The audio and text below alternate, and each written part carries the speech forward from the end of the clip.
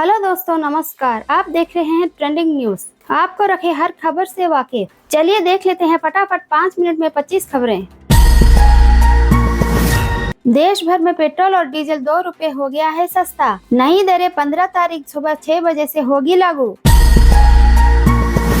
राजस्थान सरकार ने petrol diesel पर लगने वाले वैट 2% घटा दिया है। पेट्रोल 5.5 रुपए और डीजल 4.85 रुपए हुआ सस्ता।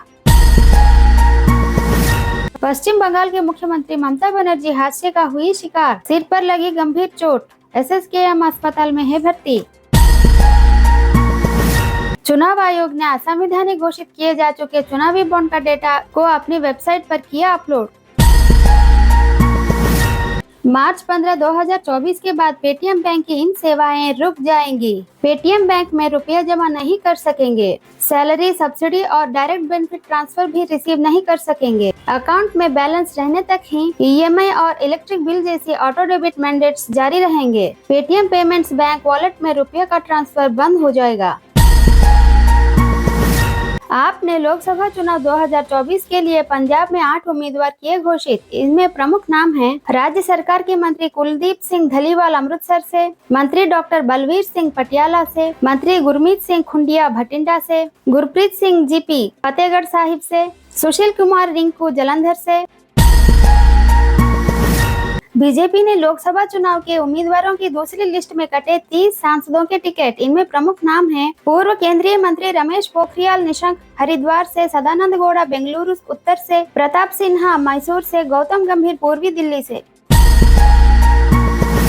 सीएए को लेकर केजरीवाल ने कहा है कि सीएए के कारण जो प्रवासन होगा वो आजादी के समय से बड़ा होगा। सरकारी पैसा हमारा टैक्स का पैसा है। देश के टैक्स का पैसा पाकिस्तानियों पर खर्च नहीं होने देंगे। लोकसभा चुनाव 2024 से पहले सुखबीर सिंह संधू और ज्ञानेश कुमार नए चुनाव आयुक्त के पद पर किए गए नियुक्त।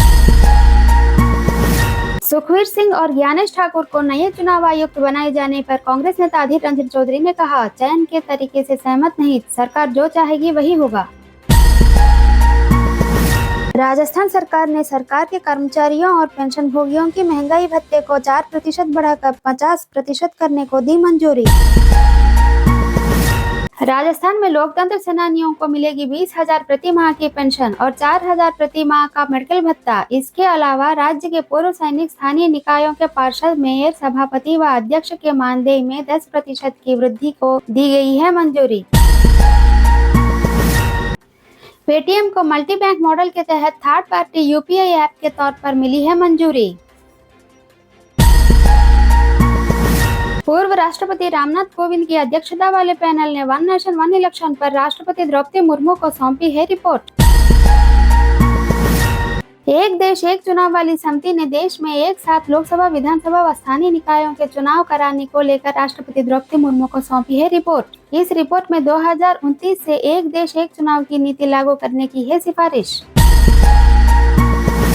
उत्तराखंड विधानसभा से 7 फरवरी को पारित हुए समान नागरिक संहिता यूसीसी विधेयक को राष्ट्रपति द्रौपदी मुर्मू ने मंजूरी देते ही बन गया है कानून।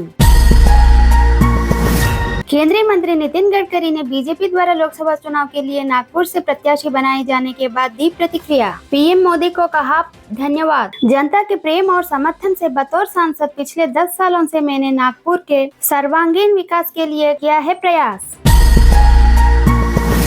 यूपी पुलिस भर्ती परीक्षा के पेपर लीक मामले में हरियाणा से गिरफ्तार हुआ शख्स महेंद्र शर्मा ने बोला कि यूपी पुलिस सिपाही भर्ती परीक्षा का लीक हुआ पेपर को 1000 से अधिक अभ्यर्थियों को 18 फरवरी को होने वाले पेपर को हरियाणा के रिसोर्ट में पढ़वाया गया था। हर अभ्यर्थी से करीब 7 लाख रुपए का हुआ था सौदा। बिहार लोक सेवा आयोग ने माध्यमिक और उच्च माध्यमिक शिक्षकों के कुल 62 पदों पर निकाली है भर्ती। इसके लिए इच्छुक अभ्यर्थी ऑनलाइन आवेदन कर सकते हैं। यूपी विधान परिषद के लिए निर्विरोध चुने गए सभी 13 उम्मीदवार, इसमें बीजेपी के 7 प्रत्याशी है शामिल। बिहार विधान परिषद के लिए मुख्यमंत्री नीतीश कुमार व राबड़ी देवी समेत सभी 11 उम्मीदवार निर्विरोध चुने गए। एक देश एक चुनाव पर राय देने वाले 47 राजनीतिक दलों में से 37 दल समर्थन के पक्ष में, 15 दल विरोध के पक्ष में हैं। BJP, NPP, AIADMK, JDU, BJD, Shiv Sena और अकाली दल ने इसका समर्थन में, जबकि कांग्रेस, आप, बीएसपी व सीपीएम और टीएमसी, सपा ने इसका विरोध किया है। कर्नाटक में मैसूर के पूर्व राजघराने का मुखिया यदुवीर वडियार पहली बार बीजेपी के टिकट से मैसूर सीट से लड़ने जा रहे हैं लोकसभा चुनाव। बेंगलुरु में भीषण जल संकट के बीच पानी और खाने के तलाश में घर के अंदर घुस रहे हैं बंदर। बिहार के मुख्यमंत्री नीतीश कुमार की मौजूदगी में गुरुवार को पटना में 2901 आयुष चिकित्सकों को बांटे गए नियुक्ति पत्र। केंद्र सरकार के मुंबई स्थित एयर इंडिया की आइकॉनिक बिल्डिंग को महाराष्ट्र सरकार ने 1601 करोड़ रुपए में खरीदा। इन्फोसिस के फाउंडर नारायण मूर्ति की पत्नी व लेखिका सुधा मूर्ति ने ली राज्यसभा सदस्यता की शपथ। दिल्ली नोएडा बॉर्डर पर किसानों के महापंचायत के लिए जुटने के बीच दिल्ली नोएडा डीएनडी बॉर्डर पर लगा भीषण ट्रैफिक जाम।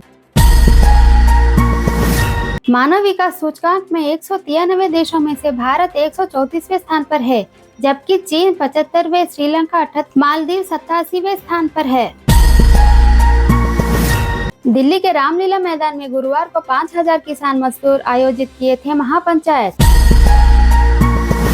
ईडी ने अवैध खनन केस में यूपी के पूर्व मंत्री व सपा नेता गायत्री प्रजापति के घर और अन्य ठिकानों पर की छापेमारी। प्रधानमंत्री मोदी ने गुजरात के गांधीनगर में स्थित अपना एक सरकारी प्लॉट को मान मंदिर फाउंडेशन को किया दान। निर्माण होगा 16 मंजिला नाथ ब्रह्म कला केंद्र।